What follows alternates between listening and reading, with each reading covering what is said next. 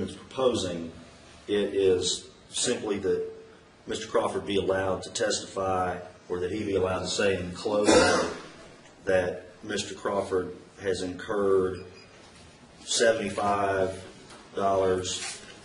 and $109 for the drug testing.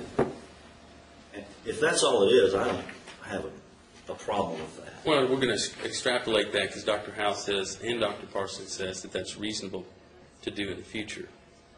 Well, was that part of the charge that I excluded yesterday? Is that Grassland? Yes. It was.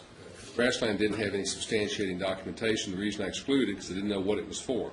Right. So now you're telling me that this is documentation, shows it is for testing that was authorized by Dr. Howell and Dr. Parsons. Yes.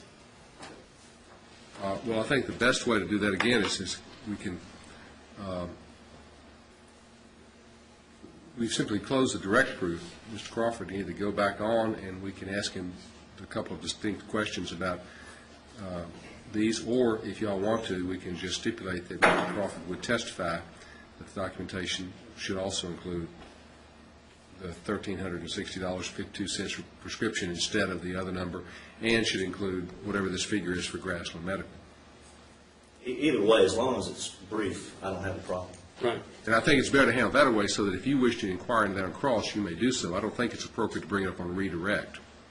Okay. And then the other question was Dr. Howell's office visit. Do you have any problem with him? I don't recall you having him testify exactly what the specific office visit charge was on his testimony. And we would just basically, we're going to say it's going to cost approximately $200 to get testing in the future, and then $100 to see Dr. Howell on a yearly basis. Twice yearly. Once or twice a year will be Dr. Howell's testimony. And then... Gilmore, you have any objection with him going into that? Well, I do have an objection to Mr. Crawford testifying about what it's going to cost in the future. Well, no, I agree with you on that. As I understand what you want to put on, Ms. Crawford, how much did Dr. Howell charge you for an office visit? Right. And he'd say X dollars. And Mr. Crawford, how much money did you spend at Grassland for this testing? X dollars. That's it. Right. How much did you spend to get your testing done regarding the Celebrex? The use of the Celebrex, approximately $200. And those would be the two questions that I would ask him. So this is the cost of an office visit for purposes of future. Yeah, just so that I don't get up to Your closing. problem, Ms. Gilmore? I don't, as long as it's just limited to those. But he's exactly right. Mr. Crawford can't say that, and it's going to cost me this in the future, because that's something entirely for the jury to decide based upon the experts' opinions of whether that's required or not required. Exactly. Okay. Anything else? And then the prescriptions, do you want me to get him to testify about that, or do we want to just agree? We can stipulate to... Why don't you just do it to make it simple? Okay. I'm going to permit you to leave. Just say we've looked over our numbers, and actually your prescription numbers were $1,360.52 instead of $931.36. Isn't that right? Mr. Crawford, you say yes. That resolves it. Okay? Thank you. Your Honor, you also wanted me to remind you about the instruction or the statement to the jury about why Mrs. Mitchell is Sure. here. I'll be glad to do that. Okay. We ready for the jury? We are. We have some. Bring it. I think so. You told me what to say. Yeah. You do what he says.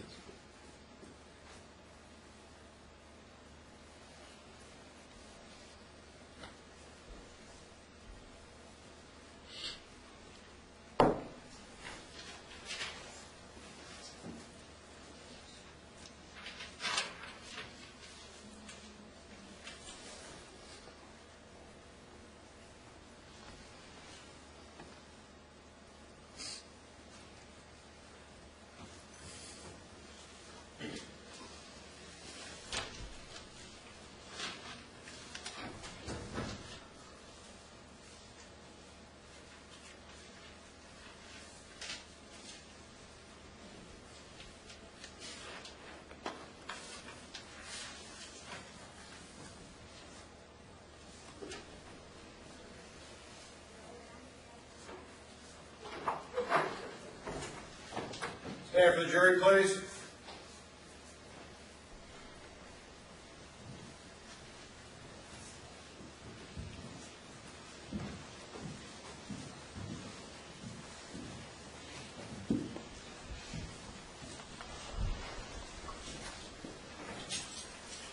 Call now come to order. Be seated, please. Good morning. Anyone need a new pen or pad? I believe we had a couple minutes to bring Mr. Crawford back on the stand for us. All right, Mr. Crawford, you are still under oath, sir. You come back up.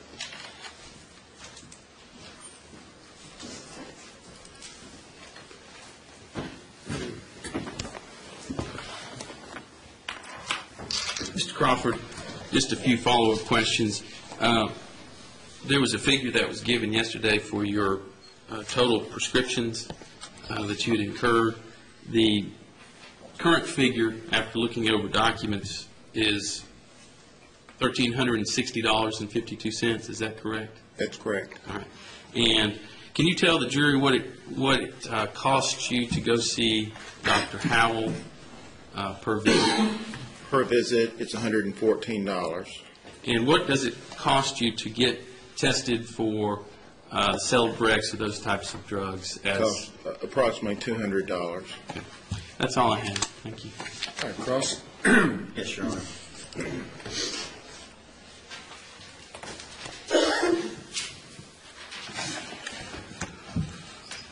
Mr. Crawford, you recall when I took your deposition back in August of 2004 in this case? Yes. And you were under oath in that deposition, just like you're under oath in court during this trial. That's correct. And you understood that then? Yes. Now, yesterday, as I was making notes on your testimony, I'd understood you to say that Mr. Mitchell had never apologized to you. You recall that? Yes, I recall that. Okay. Your Honor, may I approach the witness? Yes, and I forgot to also tell you, ladies and gentlemen, Mrs. Mitchell is not with us today with the court's permission. She had attended some other matters for her children, so you're not to consider that either for or against the Mitchells, but she is absent with my permission. Hand you your deposition. We'll be referring to that some during my questioning. And turn to page 61, if you would.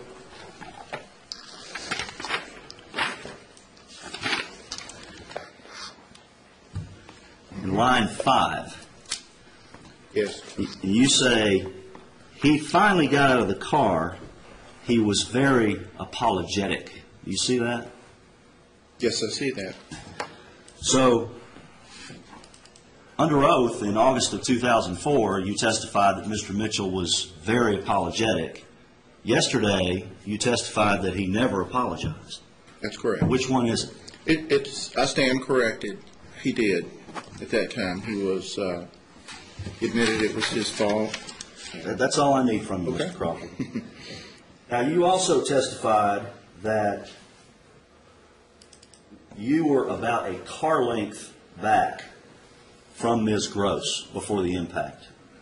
That was your At testimony. least a car length, if not farther back. I said a car length or a car length and a half.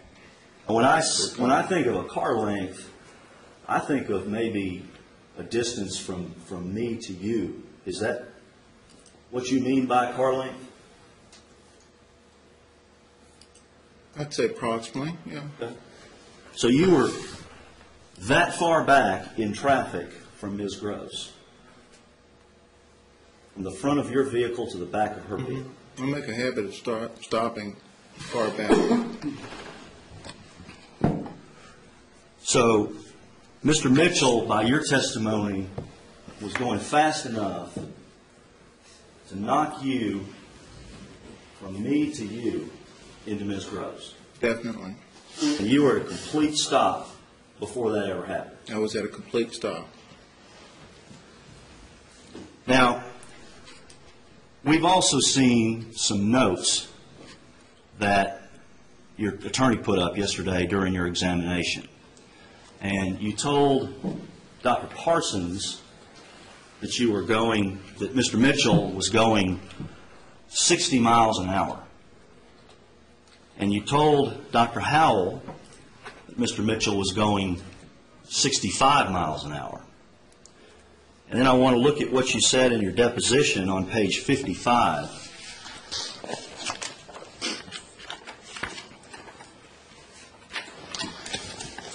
Are you there? Yes. Look at line 4. And I asked you, question, do you have an estimate of how far, I'm sorry, line 11. Do you have any estimate of his speed? And your answer was he was going at a high rate of speed. And then my question, do you have any particular estimate? And what was your answer? No. So, which is it? Was he going 60? Was he going 65? Or do you have no particular estimate? He was going at a very high rate of speed. When I first went in to Dr. Howell and to Dr. Parsons, they asked me how fast I thought he was going. And I guesstimated. I couldn't see his odometer, of course, or his speedometer. You They also- asked me how fast I thought he was going. I said at least 60, 65 miles an hour. And then in your deposition, you told me you didn't have any I particular have no estimate. way of determining his particular speed, no. And you also don't have an estimate of how far away he was when you saw him, do you? When I first saw him, or no, I don't have any idea. Now, after the accident, it's true, isn't it, that nobody spun around? The cars all stayed in the same lane. All the cars were still in the same lane.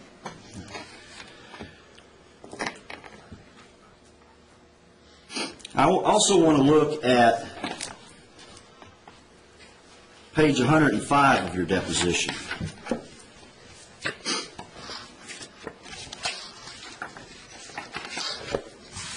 And you let me know when you're there. I'm here. Okay. And I want to look at line 6. And you said, and as of 3/1/03, I'm not claiming any lost income. And my question to you was, okay, so you're cutting it off on 3/1/03. And your answer was what on line 10? The answer is right. But you heard Dr. or Mr. Menzel testify that his figure was $300 and something thousand. That's correct.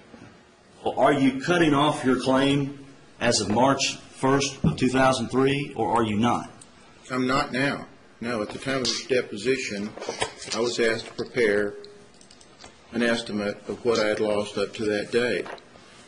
But from that time till now, a lot of water's gone under the bridge, and we've realized that we've lost a lot more money than that. And the deposition was in August of 2004, wasn't it? It was in August of 2004.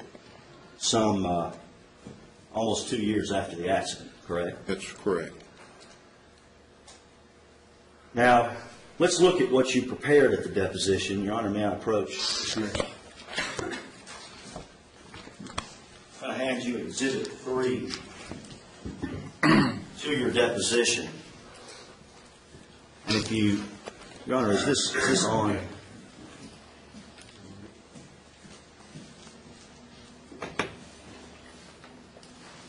On this one, so it should be good to go.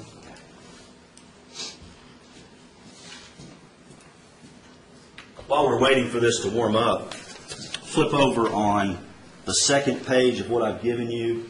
This is a 3-page document, isn't it? Yes, it is. And on the second page, it says Crawford Exhibit, Collective 3,